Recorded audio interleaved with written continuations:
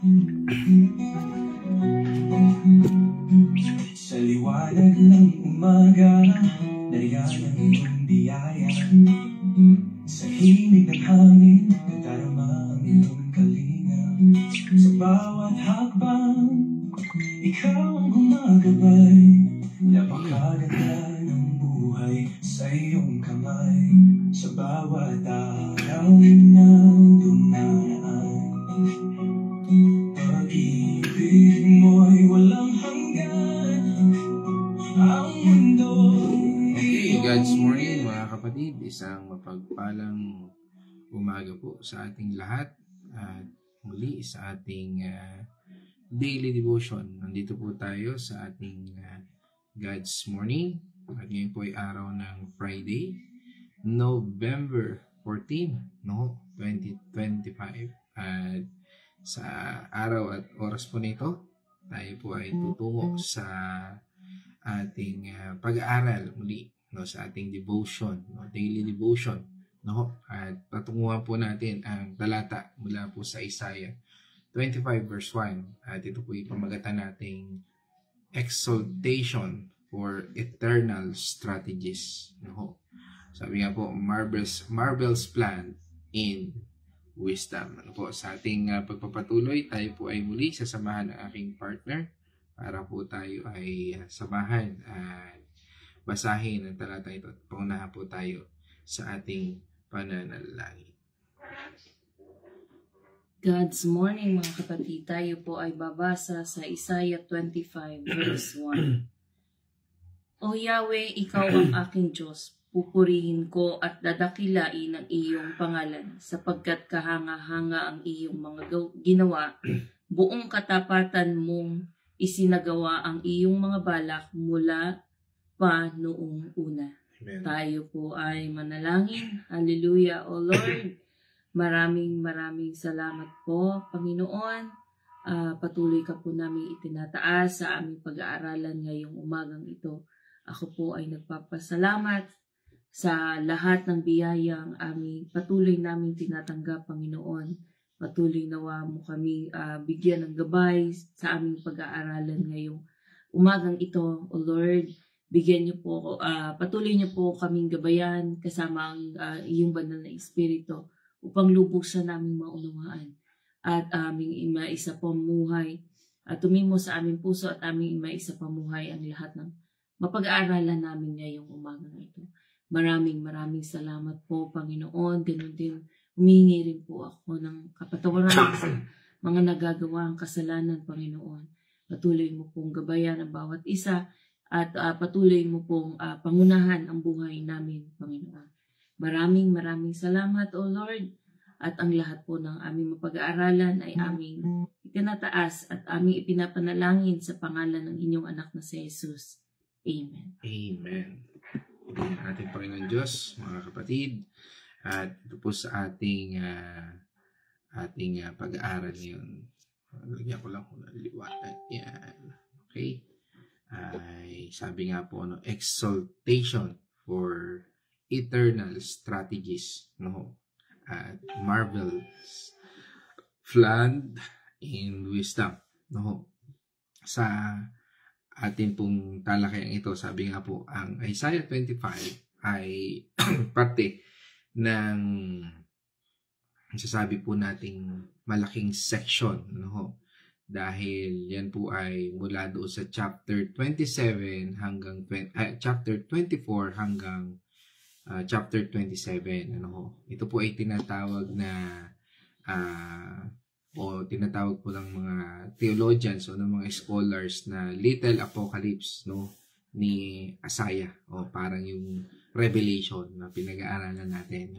Apocalypse is it's a Greek word, ng revelation, Sabi nga po ay ito po ay Little Apocalypse ni Isaiah. Yan po ang chapter na yan mula sa chapter 24 at hanggang 27 ng Isaiah. Hindi ito tulad ng Book of Revelation, pero sabi nga po, gumagamit ito ng matinding symbolism dahil ang Revelation ay punong-puno ng symbolic, no? Kaya nga hindi siya basta literal lang, ano ho. It's symbolic, no? Kaya makikita natin, ano ho. Pero no, gumagamit ito ng matinding symbolism, no?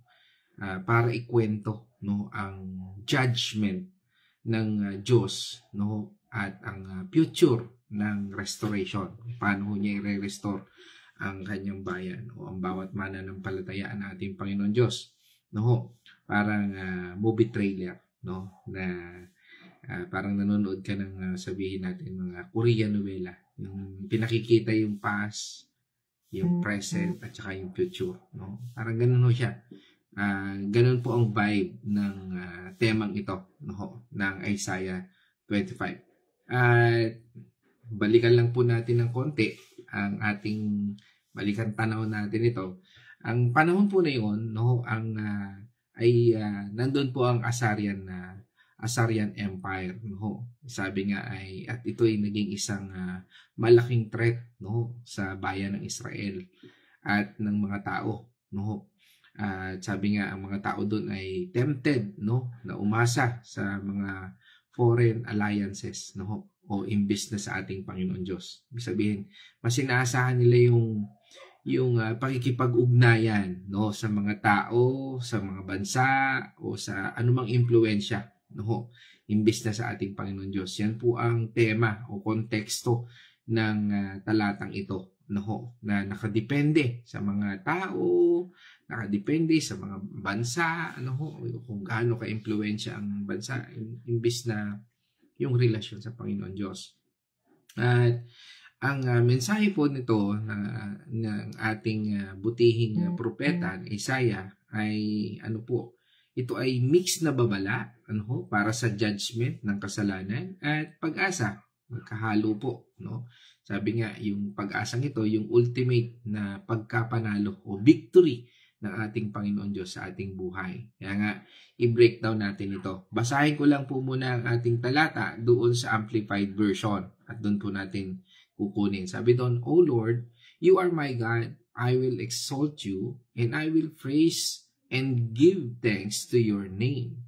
For you have done miraculous things, plans formed long, long ago. It means fulfilled, no, with perfect faithfulness. No, dito sa ating binasang talata, no, doon sa binasa kanina ng aking partner at sa ating ngayon dito sa Amplified Version, sinabi po doon that you are my God. No, sabi nga dito ay hindi po ito yung generic na God of Israel lang. Ano ho? Hindi ho ito yung ikaw yung Diyos ko, no, parang sabihin natin na kilala natin yung Diyos, pero ang tanong diyan kumusta ang relasyon mo sa Panginoon Diyos?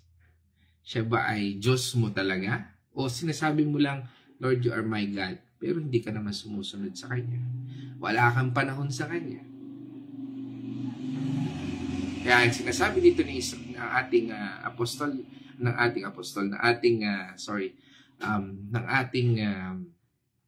ating propeta, no, ay you are my God.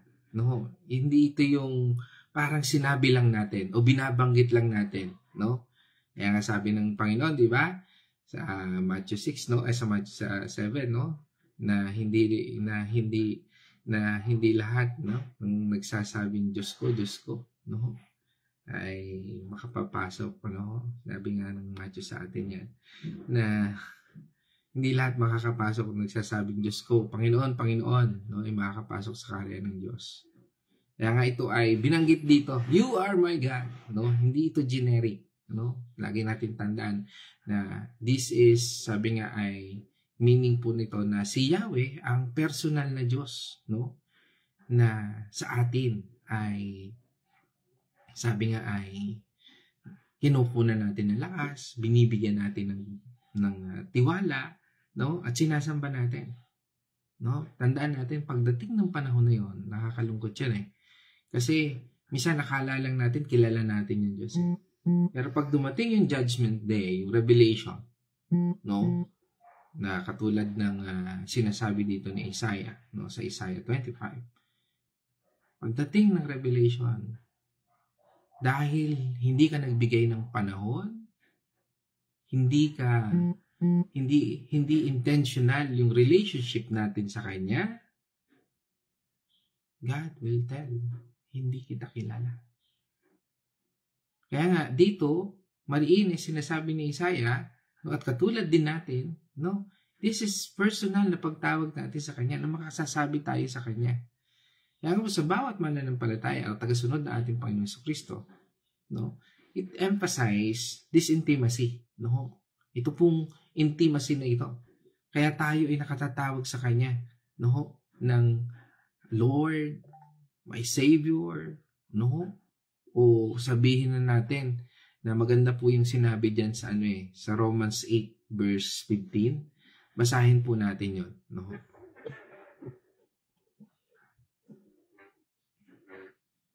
Sapagkat hindi ibinigay sa inyo ng Diyos ang Espiritu upang kayo'y gawing mga aliping namumuhay sa takot.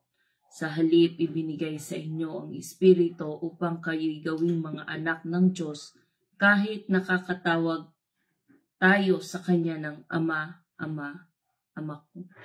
Okay. So dito po sa ating binasang yan sa Romans 8:15, sabi niya doon sa English translation, no? Sabi niya doon, for you did not receive the spirit of slavery, no? Yung sinasabing pagkaalipin, to fall back into fear, para bumalik ka doon sa pagkatakot. Yan yung mga anxiety, depression. But you have received, no, the spirit, yung espiritu of adoption as sons, by whom we cry, Abba, Father. No, kaya nga makikita natin, may mga tao na hindi pa nakakalaya doon sa kanyang sitwasyon dahil hindi nila naiintindihan yung intimacy about God, about our Abba Father. Kaya nga po yung Abba, this is Aramaic word, no, na nagsasabing daddy, no, o papa, no? Yan ang pagkakilala mo sa Panginoong Diyos. Di ba? Kung yan ay ama mo, di ba?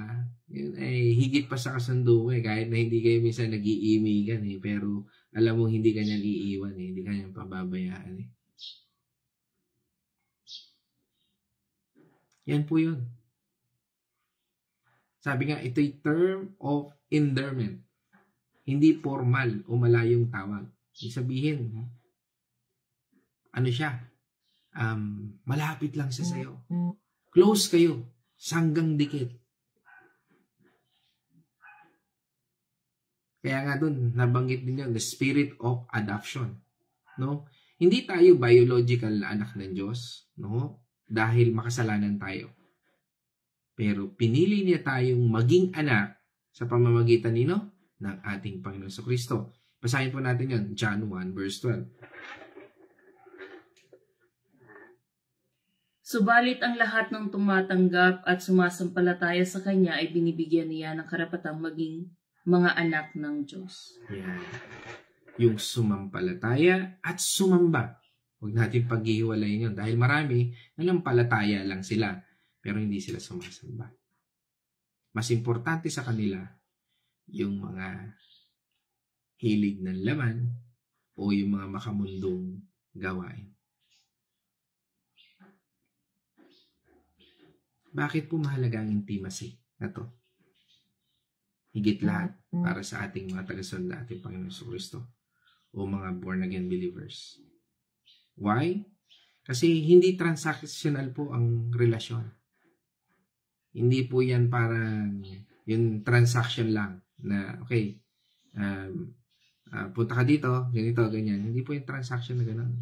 Kundi masasabi po natin na hindi lang siya Diyos na tagasagot ng prayer request. Minsan kasi gano'n ang pagkakilala natin sa Panginoon. Yung hindi siya Panginoon pengi noon. Kaya nga ang tingin natin minsan sa Panginoon Diyos, siya yung tagasagot lang ng prayer request natin.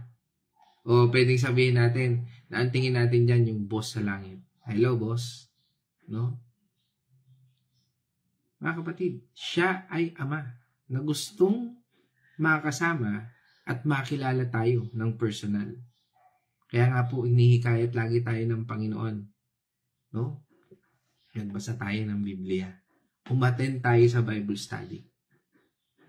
Umattend tayo sa mga gawain sa Panginoon. Doon natin siya makikilala. Kaya kung minsan, akala natin, kilala natin ng Panginoon Diyos. Sabi, even kahit yung mga matatagal na nag-aaral ng Biblia, it's only a glimpse ng pagkakilala natin sa Panginoon. Dahil ang Diyos ay mahiwaga.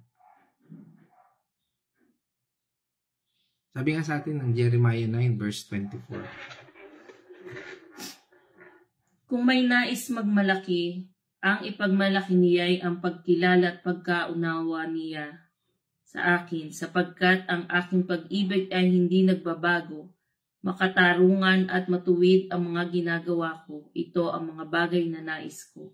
Ako si Yahweh ang nagsasabi nito. Sabi nga niya, di ba? Kung gusto natin siya makilala, sumpukan natin siya. Umattend tayo ng mga gawain. Umattend tayo ng Bible study. Umattend tayo ng, hindi lang itong devotion ito. Magbasa tayo. Magkaroon tayo ng quiet time sa Kanya. Bigyan natin siya ng pansin. Halimbawa, kapag may problema ka, hindi mo kailangang magdrama, no? O magpaawa para pakinggan ka niya. Hindi po. Pwede mong sabihin sa kanya, Ahava, no? It means daddy. It means papa. It means father, no? Tulungan mo ako.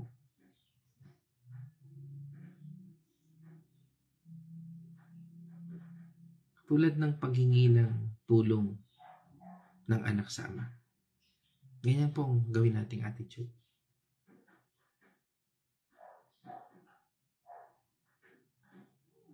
At huwag din natin gawing attitude na parang transactional lang siya. Yung kung maisipan mo lang, kung hihingi ka lang.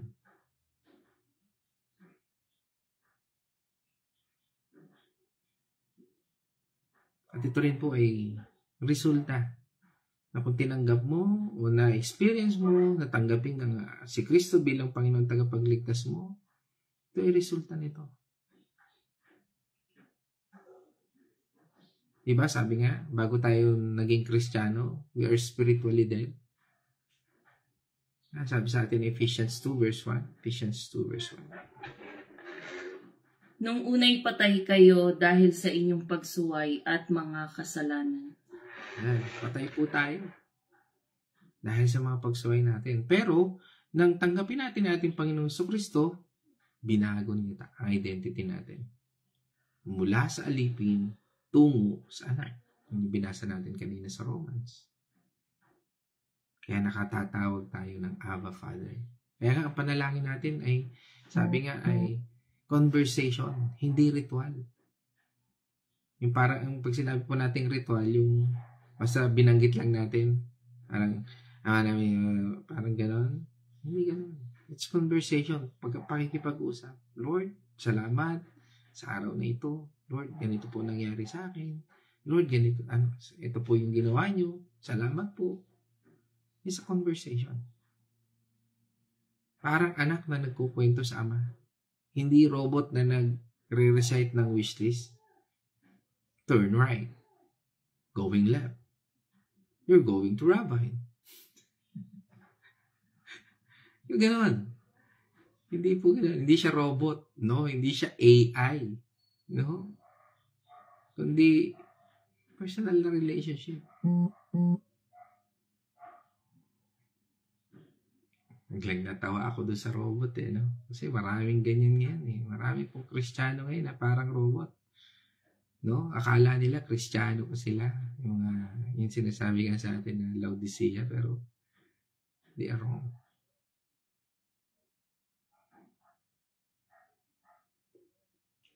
At diyan dapat meron po tayong confidence sa kanyang pagmamahal.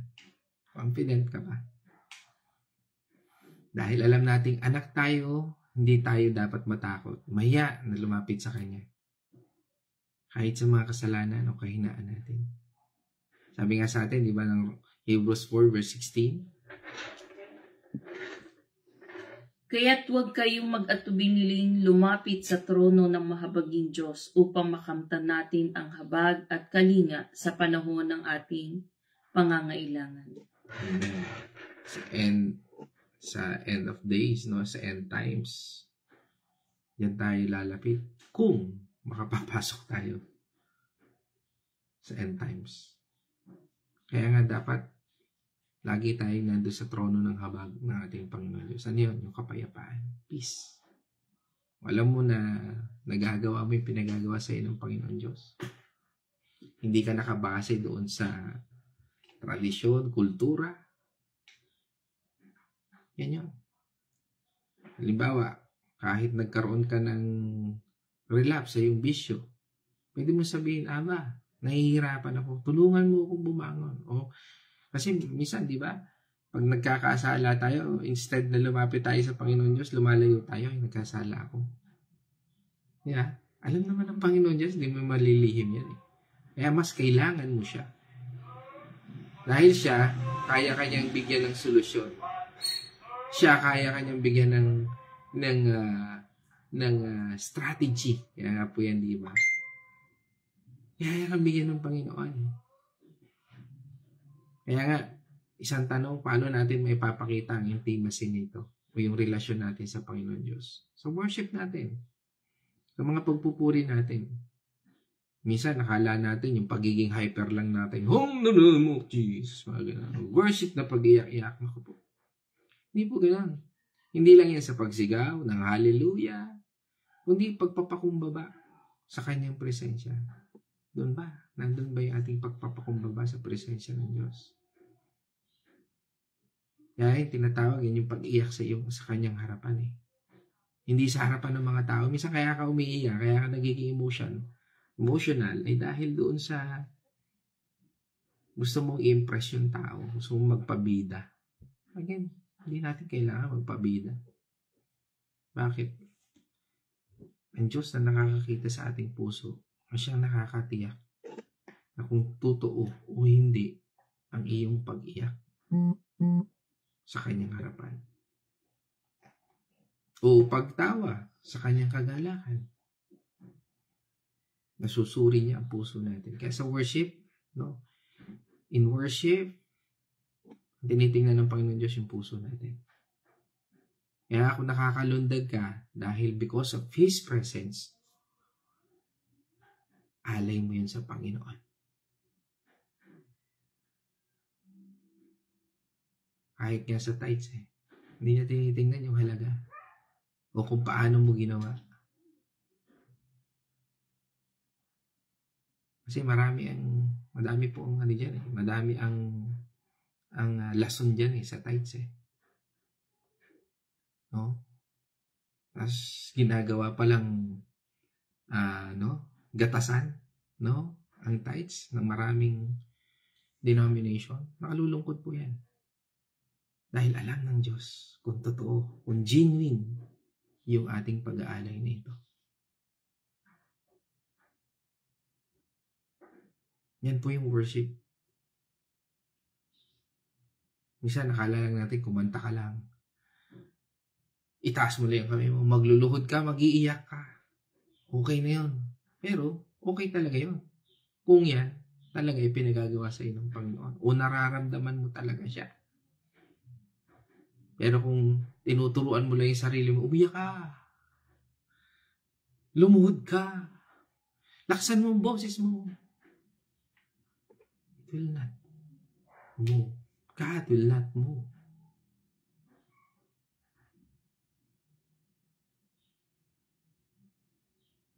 You can only move God if you have relationship with Him. At katulad ng worship natin ito, may ipapakita natin ito. If yung worship natin ay totoo. Sa daily life natin, no, yung paghingi natin o ng direksyon sa mga hindi lang sa malalaking bagay, kahit sa mga maliliit na bagay. Para bang ganito, no, yung Father, no? Ano ang outfit na gusto mo sa akin ngayon today? Di ba? Kung pupunta ka sa simbahan, sa tingin mo ba yung outfit mo, pag tiningnan ka ng Panginoon Diyos, no? Ay magiging kalugod-lugod ba yan sa ating Panginoon Diyos? O sa araw na ito na pinupuri mo ang Panginoon Diyos? Maraming bagay. Sabi nga, lahat ng gagawin natin, di ba? Sinasabi sa atin ng Colossians 3, no? Everything you do, you think, no?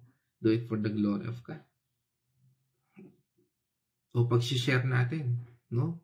Sa Kanya ng mga random na stories natin sa bawat araw-araw.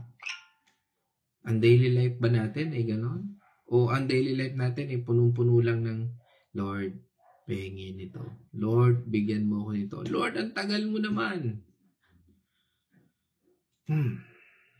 Stressful ang buhay natin. Sa trials, mga pagsubok na meron tayo. Nagagawa ba natin yung pagdarasal na walang filter? No? Kasi minsan, napipilter natin eh. No? Hindi tayo nagiging totoo. Pwede nating sabihin, Ama, bakit po nangyayari ang mga bagay na ito? Pwede natin siyang tanongin. Pwede mo sabihin sa Kanya kung ano nararamdaman mo, masakit. Pero huwag nating kalilimutan na sa lahat ng ito, na nandun siya sa sitwasyon natin. Para bang nasabi natin, Lord, bakit nangyayari ito? Masakit, pero alam ko na nandito ka.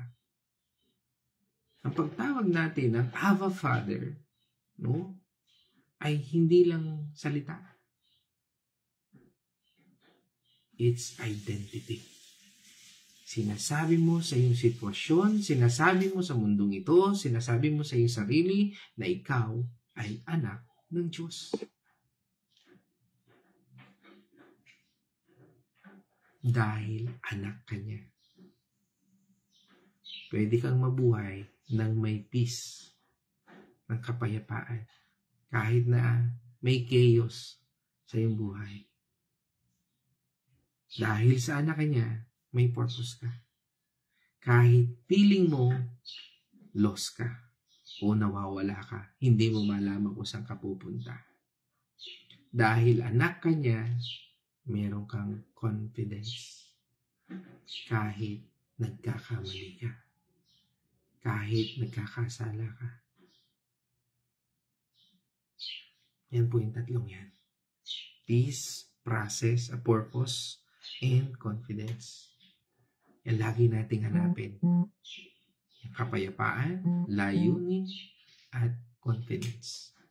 Ba Tagalog sa confidence? Kumpiyansa. No? Gaya ng sabi ni Isaiah, no? Sabi nga niya doon, You are my God. Yan po yung pagkasabi doon. You are my God. At siya rin ang iyong Ama. Siya rin ang iyong Ama. Sabi nga, intimacy with God is not feeling. Hindi po yan feeling lang. Nagpipiling ka lang. It's a truth you live. Ito po ay katotohanan that you live out. Isinasa pamuhay mo. Siya ba talaga? O parang sinasabi ganito, born again ka ba talaga? Nagkasunod ka ba talaga ng Panginoon Diyos? Parang hindi halata. Hindi yung gano'n. Okay, sunod tayo doon sa isang sumunod na talata. Sabi, I will exalt, praise, and give thanks. Tatlong bagay. No? Kahit sa gitna ng chaos, no? Sabi nga, si Isaiah, no? Live in turbulent times, no? O sa mahirap na panahon, mapanghusgang panahon, malupit na panahon, no? Pinili na Isaiah na mag-praise. Katulad nito, sabi nga niya, I will exalt, I will praise, and give thanks. Nandun po siya sa sitwasyon na yun, no? Na ang mga tao ay talagang talamak sa kasalanan. Parang looks familiar sa panahon natin ngayon. Di ba? Parang wala na tayong pagkakatiwalaang politician. Wala na tayong pagkakatiwalaang kawani ng kung ano pa man. Kaya nga, for believers today, worship is not based on feelings, pero sa katotohanan, na who God is. Sino ba talaga ang Diyos natin? Kaya nga, sabi nga dito, nung ating binabasa, I will exalt, praise, and give thanks. Yan po ay Trinity of praise o Trinidad ng pagpupuri sa Panginoon. Ibig sabihin yung exalt, magnify His greatness. Magnify natin, Lord, you are the highest. You are the strongest. You are magnificent. No? Sa sitwasyon natin, exalt, Lord, ikaw yung Diyos na mag-aawon sa akin. Ikaw yung Diyos na magliligtas sa akin. Ikaw yung Diyos na magpapala sa akin. Ikaw yung Diyos na magbibigay ng kapayapaan. Ikaw yung Diyos na nagpapagaling. Exalt Him. And praise. Declare His works. Lord, ikaw yung Diyos na gumawa nito sa mga sa panahon ng aming Panginoong Jesucristo nung siya'y nandito sa mundo bilang isang tao. Ikaw din yung Diyos na ng mga propeta. Ikaw yung Diyos na sinunod ng mga apostol. Nagawa mo mga bagay nito at naniniwala akong kaya mulit gawin. At thanks, sabi nga niya doon. Gratitude for His grace. Yung pagpapasalamat. Lord, ako ngayon ay malakas. Bigyan mo ko, Panginoon, ng lakas para maka-attend ng Bible study. Maka-attend ng gawain sa Panginoon. Hindi yung rason lang ang ginagawa mo. Are you really exalt, praise, and thanks God? Sa sumunod na talata, sabi doon, miraculous things, plans formed long ago. Kaya nga ito ay parang movie ng past, present, and future. Parang katulad ng topic namin kagabi, no? Sa Revelation 12, no? Na nagpapatungkol, no? Sa past, present ng kaligtasan ng Panginoon Diyos.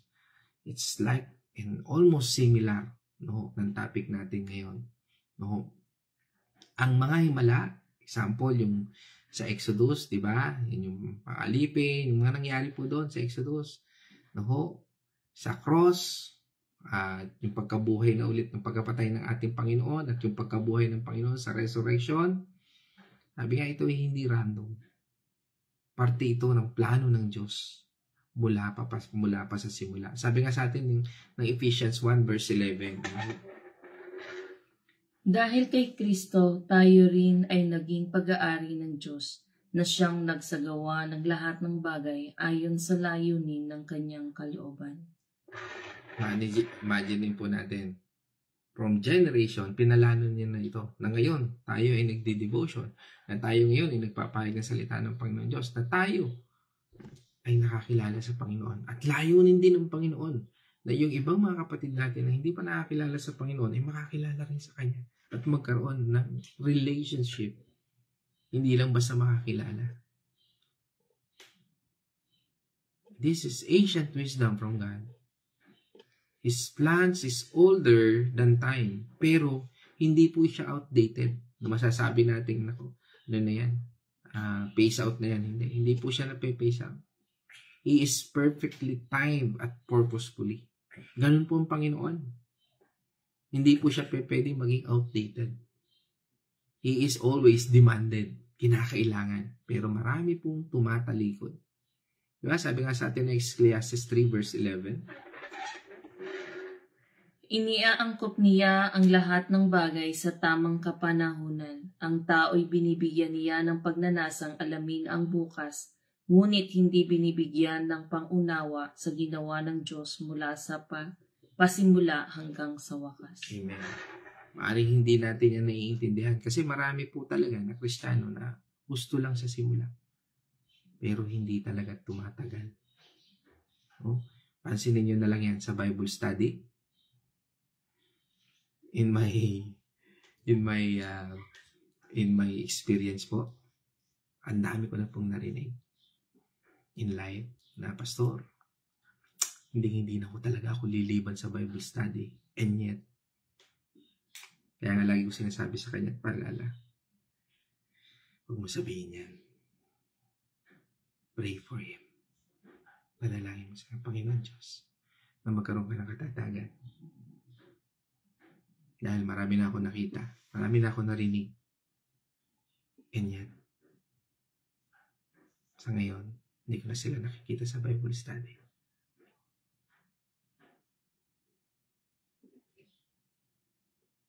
Bagamat, yan ay lahat ay plano ng Panginoon Diyos, hindi ibig sabihin yan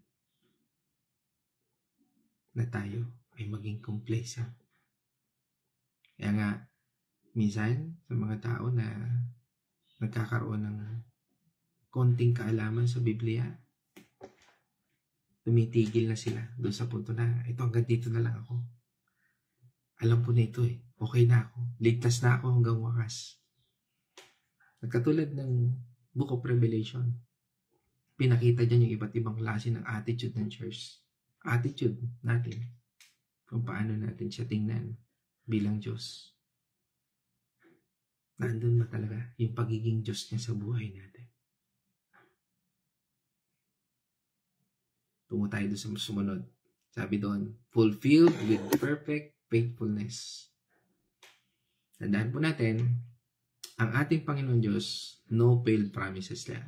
Lahat ng pangako niya, tinupad niya. Lahat ng plano niya, nangyari, at lahat ng plano niya, mangyayari. Kaya kung ano yung sinasabi ng Biblia, mangyayari po yun. At yung mga naging example natin, yung klase ng attitude, no? Basahin niyo po yung Revelation chapter 2 hanggang 3, no? Nagpapakita ng ugali ng mga churches na yan. The 7 churches, no? Smyrna, Laodicea, Philadelphia, no? Thyatira, no? Philippians. Yan po ay magpapakita po. No? Kahit mukhang delayed, no? Tandaan po natin ang mga planong yan, like katulad po ni Israel, no? Yung Israel restoration, no? God's timing is exact. Darating yung panahon, lahat ng sinabi niya, mangyayari yun. Kaya nga, sabi ng mga theologians, His faithfulness is His character, not just His action. Yung kanyang katapatang yan, siya mismo yan, kasi Diyos siya. Hindi dahil sa kanyang action o sa kanyang pagkilos. Dito po sa ating talatang ito, masasabi natin na sinasabi rin po ng talatang ito that God sovereignty is strategic. Hindi siya nagre-react lang sa mundong ito. He step ahead, working all things for His glory. Diba? Sabi sa atin ng Romans 8:28. No? Sige po, basahin po natin yan. Alam nating sa lahat ng bagay ay gumagawa ang Diyos para sa ikabubuti ng mga nagmamahal sa Kanya. Silang mga tinawag ayon sa Kanyang layunin. Okay. All things works together for good. Silang mga tinawag ayon sa Kanyang layunin.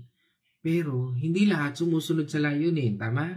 Hindi lahat sumusunod sa purpose. Tingnan nyo na lang yan.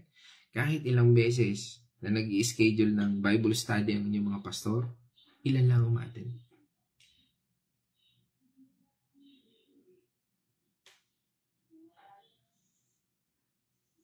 And then ngayon, magtataka ka kung bakit ganyan nangyayari sa buhay mo.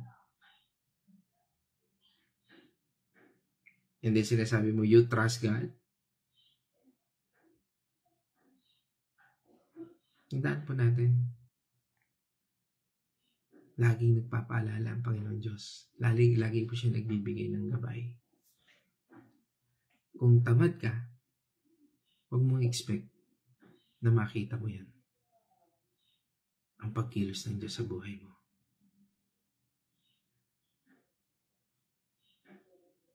Pero kung nagtitiwala ka sa Panginoon,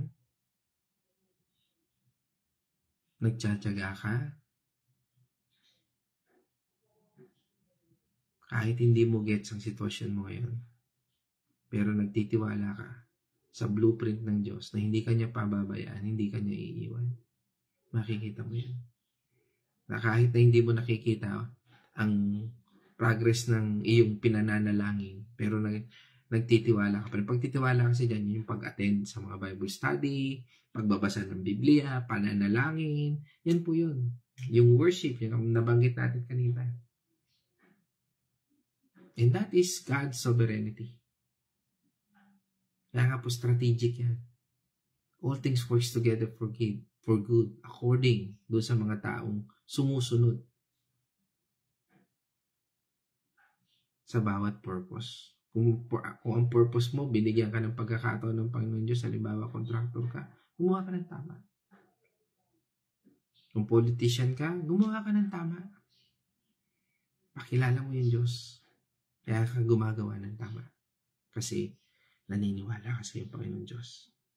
Dalawa, praise is a weapon against doubt. Ulitin ko, praise is a weapon against doubt. Kapag ikaw ay nagpupuri, no? Yan ay iyong weapon doon sa mga pagdududa mo. Kapag kinikilala natin ang kanyang faithfulness o ang faithfulness ng Diyos sa nakaraan, nagkakaroon tayo ng faith para sa future. Lord, ginawa mo ito kay Abraham, ginawa mo ito kay David, ginawa mo ito noon sa mga apostol, naniniwala po ko, Panginoon, na kaya mo rin itong gawin. Your will be done. Your time ang masunod. Tulad ni Haring David, di ba? Sa 1 Samuel 17 verse 37, sige, basahin po natin yun. Idinugtong pa ni David, iniligtas ako ni Yahweh mula sa mga mababangis na leon at mga oso. Iniligtas din niya ako sa kamay ng Piliseyong iyon. Kaya't sinabi ni Saul, kung gayon, labanan mo siya at samahan ka ni Yahweh. Samahan ka nawa ni Yahweh. Ayun, sabi nga niya doon, the Lord who rescued me will rescue me again. Kaya sa mga sitwasyon natin, lapit tayo sa Panginoon. Huwag tayong lalayo sa Kanya. Kung siya yung Diyos noon na nagsalba sa iyo, siya rin yung Diyos. Kaso minsan makapili ang tao eh, no? Minsan lalapit ka sa pastor, pananalangin. Pastor, panalangin mo ako. Panalangin ka naman ni pastor. Tapos nung natupad yung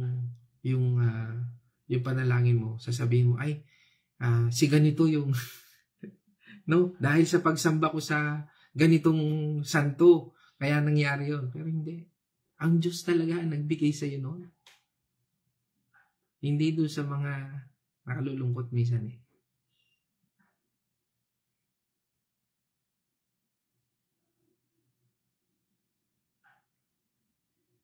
Point number 3 na tayo. Baka may masabi pa ako iba. Okay. His timing is not equal our timing, but it's perfect. Ulitin ko po. His timing o yung timing ng ating Panginoon Diyos is not equal to our timing. Pero ito ay perfect. But it's perfect. Yung long ago, sabi nga doon, na plano, na sure na matutupad, no? Ay matutupad po yun. Sinabi ng Panginoon Diyos na malapit nang dumating ang Panginoon, matutupad po yun. Kahit parang ang tagal. No, tagalan natin iniintay. Kailan ba talaga darating ang Panginoon Diyos? Huwag kang mag-alala. Darating yan. Lagi mo lang tandaan, handa ka ba pag dumating yan? Makatatayo ka ba? Katulad sabi nga ng mga kailan ba talaga darating ang Lord? Bakit? Kasi pag dumating na si Lord, saka lang ako susunod sa Kanya. Saka na lang ako mag-Bible study. Tandaan mo, wala nang Bible study noon. Bakit? Kasi hiwalay ka na. Dahil kukunin na niya yung mga nagtiyaga. Wala nang praise and worship din noon. Dahil bakit? Wala ka na dun eh. Nananangis ka na. Dahil kung dito, hindi ka pa rin parang ganito lang, simple. Kung dito hindi ka makapagtiyaga ng pag-attend ng Bible study, pag-attend ng gawain, magpuri sa Panginoon, paano ka tatagal sa langit? Kaya, anong gagawin sa'yo ng Panginoon? Ihiwalay, di ba? Sabi ng Panginoon, ihiwalay. Doon ka sa impyerno. Kaya huwag kang magmadali. Kaya sabi nga, di ba, ng 2 Peter 3 verse 9, Ang Panginoon ay hindi nagpapabaya sa kanyang pangako gaya ng inakala ng ilan. Hindi pa niya tinutupad ang pangakong iyon alang-alang sa inyo. Binibigyan pa niya ng pagkakataon ang lahat upang makapagsisi at tumalikod sa kasalanan sapagkat hindi niya nais na may mapahamak. Amen. Yan ang gusto niya eh. Pagmamahal pa rin. Pero ang tamad mo pa rin. The Lord is not slow in keeping His promise. Tandaan natin yan. Patuloy pa rin siya naghihintay. Pero may hangganan ng paghintay na yun.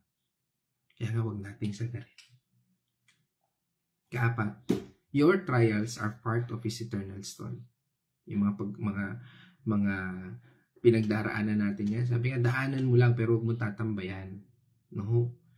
Ang mga pagsubok mo, no? Lahat yan nakikita ng Panginoon Diyos. God saw them. No? Sabi nga, nakita na yan ng Panginoon Diyos millennial ago. Ibig sabihin, libo-libong taon o libo-libong taon na nakaraan. Nakita na yan. Nakita na rin ng Panginoon Diyos yung purpose mo. Ang tanong doon, susundin mo ba yung purpose niya? Dahil yung purpose ng Panginoon Diyos, yung sa ating mga trials na yan, no?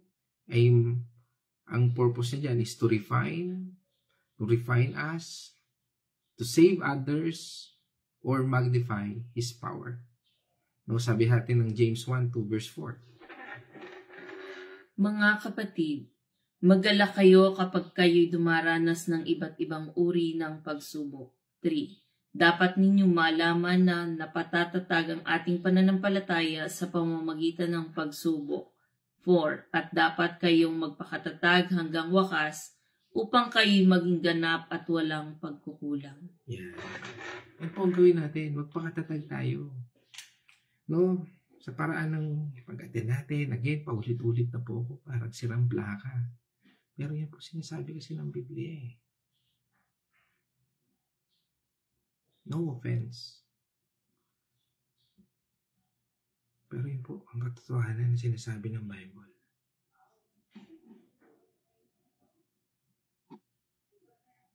Kaya mga kapatid, dito po ako magtatapos. Tapusin ko na dito. No? Ang ating Panginoon Diyos ay hindi solution provider sa problems mo. Siya ang eternal strategist.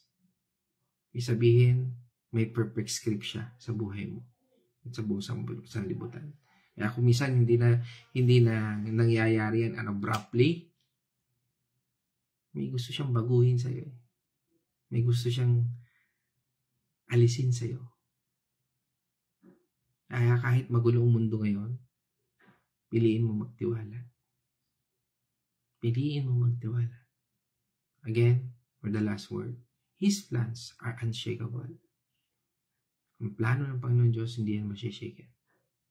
His praise is non-negotiable. Kaya ang pagpupuri natin sa Kanya, hindi po yan natin kayang i-negotiate. Do it as a Christians. Kung talagang tagasunod ka ng ating Panginoong Kristo, gawin mo. Purihin natin Panginoong Diyos at ngayon naman, tutungo tayo sa Wednesday's Reflection. God's morning muli mga kapatid. Pakabuti po ng ating Panginoon. Hallelujah, Lord. Sapagkat itong mga salitang ito, itong mga talatang pinag-aralan natin ay talagang dapat nating papurihan ang ating Panginoon sa kanyang mga kahangahangang ginawa. At kailanman ay hindi niya tayo iniwan at pinabayaan. Dito po sa ating napag-aralan sa buhay natin, minsan nakakalimutan natin na laging naandyan ang Diyos. Nagmamahal at tumutulong sa atin. Sa mga problema at tagumpay, dapat nating tandaan na lahat ng ito ay bahagi ng plano niya para sa atin. Kapag po binabasa natin itong Isaiah 25:1, Naiisip natin na dapat mas kilalanin natin ang Diyos bilang sarili nating Diyos. Hindi lang basta paniniwala, kundi sa totoong relasyon na may pagmamahal at pagtitiwala. Hindi lang dapat sa simbahan o sa mga espesyal na araw o okasyon ang pagpupuri sa Kanya. Dapat araw-araw natin itong ginagawa. Sa bawat hininga natin, dapat tayong magpasalamat sa Kanya. Ang kahangahangang bagay na ginagawa ng Diyos sa buhay natin ay hindi lang mga himala o malalaking regalo. Kasama rin dito ang kalusugan, pamilya at pagkakataong tumulong sa iba. Ang plano na matagal na niyang ginawa ay nagpapaalala sa atin na may plano ang Diyos para sa atin kahit hindi pa natin ito naiintindihan. Kapag nagdududa tayo, balikan po natin itong Isaiah 25:1 na ating napag-aralan. Ito po ay nagbibigay sa atin ng lakas at pag-asa. Tandaan natin na laging tapat ang Diyos sa mga plano niya para sa ikabubuti natin.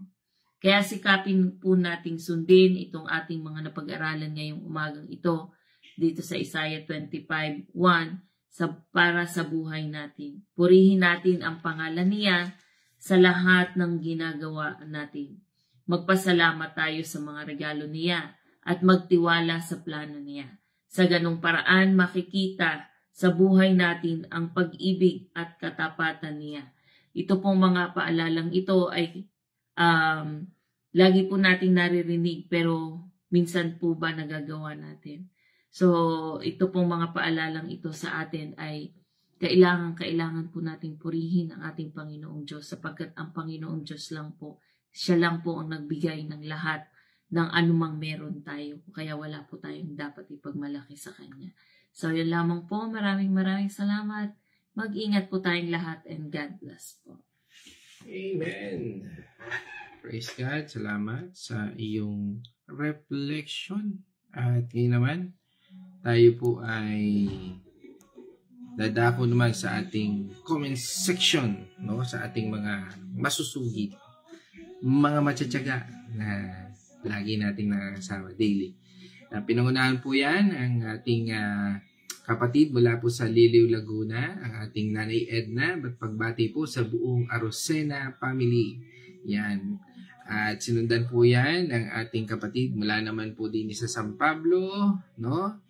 Yan, ang batiin natin ang Donoso family. Yan, kasama natin si Ate Nela. Yan, God's morning po, Ate Nela. Yan, at sinundan po yan ni Nanay Gori, no? Yan sa Bulaking Chao. Yan, kasama natin. Isang mapagpalang umaga po. At sinundan din yan ni Bernard, no? Sa Cavite ngayon, no? Tama po ba? O sa Candelaria. Yan, God's morning.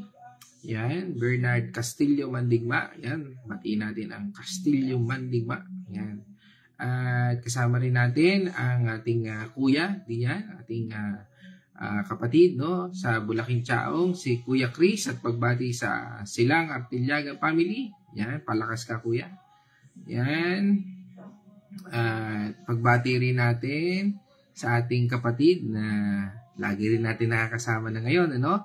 Ang ating may bahay ng ating kapatid na si Brother Ian Artillaga, si Sister Maria Fe, at pagbati sa Alejandrino Artillaga family at sa lahat ng mga pamilya natin, no, sa mga anak at sa pamilya, no. At kasama rin po natin si Ate Marta Artillaga, ang may bahay ni Kuya Chris, no. Yan, at pagbati sa Malasmas, Benaluz, Capus, Artillaga, yan. Yan, kasama dyan si ano. At kasama rin natin from Dubai, yan, kasama rin namin yan kagabi sa Bible Study, si Sister Maria Bonalos, no? Yan, at mula naman po, yan, dito sa San Pablo, no, sa Carmelite, no, Concepcion, kasama po natin si Ate Carmeline Tanyo, kaya pagbati po sa Azucena Tanyo family, yan, especially kay Brother Arthur, siyempre kay Pau, at kay Jolene, ganun din kay Tyrone, at kay Janessa. Yan, sa mapagpalang umaga dyan. At sama na natin ang buong family, no, Azucena Tanyo family, yan, sila PB, no? Si Ate Lolet, Kuya Jess, yan, lahat, no? Okay. Yan, at yan, at syempre kasama rin natin ang aking admin sa SMS Construction at ating kapatid din sa pananampalataya, ano? Si Brother Chris Samson, sa mapagpalang umaga sa iyo, kapatid. Yan. Kumusta? Yan. At yan. Yan, kasama rin natin ang si Wilma, no? Mandigma, isang mapagpalang umaga sa iyo, isang kagalakan na makita ka dito. Yan. Kasama, kapatid po yan ng aking wife, tsaka si Bernard. Yan. Mga kasama natin dito. No? At syempre, ang aking magandang nanay, no? Kasama rin natin from Santa Rosa, Laguna. Yan, si Corazon Mercado Getgano. Yan, pagbati sa Getgano Mercado family. At tungo naman tayo sa US, no? Punta tayo sa US, no? Punta tayo. Yan, kasama po natin from Washington, Seattle, no? Ang ating kapatid, no? Yan, kasama natin si Nars Abby at pagbati sa buong Dao family. God's morning, kapatid. Yan. At aba, ang aga ng gising ng aking sister Babes, no?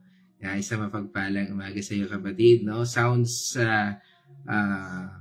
familiar, katulad ng ating topic ngayon at kagabi, tama ba?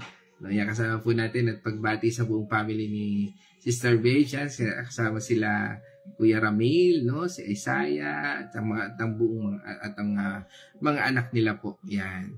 At yan, kasama rin natin from Pampanga. Yan, ang ating kapatid, no? Si Cindy Mercado. Yan po sa Pampanga, no? At syempre kasama rin natin si Pastora Fe, ano, pagbati natin sa Andal Artillaga family, yan, sa buong pamilya, yan, kila Sister Malu, kay Michelle, kay Abby, kay Mark, at sa lahat ng mga apo, yan, at kapamilya. Yan, God's morning. At kasama rin natin ang from Santa Rosa, Laguna, ang aking kapatid, si Caroline Mercado. Yan, regards sa lahat dyan at sa mga bata. At again, no, yan, isang kagalakan ulit na makita si Ate Tina, no? At pagbati na sa asawa ng aking partner, si Architect Arnel, no? Yan, si Ate Tina Capadosa, kasama natin, no? Ngayon, no? At yan, God's morning. From Villa Escudero, kasama rin po natin si Tatay Victor Dalangin. Yan. At pagbati natin sa buong pamilya, yan, kasama si Nanay Tessie dyan sa Villa Escudero. Yan. At yan, sabi nga dito yan, sino pa? Yun. Okay. So all, siguro wala na ho akong na-miss, no ho? At hindi ko na ho mababasa yung mga words, no ho? At sabi nga, mamaya ko na ho yan babasahin, no ho? Dahil alam kong medyo overtime na rin po tayo. Mga kapatid, sa ating pong pagtatapos, tayo po ay manalangin. Let's all pray. O maraming Diyos na makapangyarihan, muli, Abba Father, salamat, Panginoon. Ikaw yung Diyos na sa amin, Panginoon, ay aming nakasama, Panginoon. Sa sandaling ito, Panginoon, ay pinakikita mong iyong kapangyarihan, ang iyong pagmamahal, at ang iyong pagkakaloob sa amin ng kalakasan. Kaya, Panginoon, salamat, Panginoon, sa pagkakataong ito na kami ay narito sa oras na ito, na kami ay nakakapakinig ng iyong salita. At sa iyong gabay at sa iyong patnubay, samahan mo kami ng iyong banal na Espiritu upang ito po ay magbigay sa amin, Panginoon, ng Rema Word of God, Lord. Na magrema ito, Panginoon, na sa aming buhay ay magawa namin, Panginoon, ang ninanais mo, Panginoon. Bigyan mo po kami, Panginoon, ng tamang direksyon sa lahat ng ito, Panginoon. Patuloy namin idinadalangin ang pasasalamat, O Lord. We exalt you, Lord. We praise you, Lord. Kami po ay nagpapasalamat sa iyong kagalingan, sa iyong kalakasan, sa iyong pagpuprovide, at sa iyong proteksyon sa buhay ng bawat isa sa amin. Kaya, Panginoon, salamat sa lahat ng ito. At ikaw lamang po, Panginoon, aming pinupuri at pinasasalamatan. We thank you, God, O Lord. praise you. In this I pray, in the name of our Lord Jesus Christ. Amen and amen. Mga kapatid, let us shout. The shout of victory. Christ is died. Christ is risen. Christ will come again. And together, we are for Christ. Again, God's morning, everyone. Turuan mo ako ng tamang direksyon sa iyong salita at magdaldalan na sa iyong pinais kong magkaroon. Ikaw naman ang katotohanan, ang buhay sa iyong harapan, lahat ay kulay. Panginoon, sa iyo lang nag-asa hanggang makatingin ka sa langitan. Suko ang susi, kailangan paglataya. Makitay mo ang buhay na nagbibigay, Panginoon.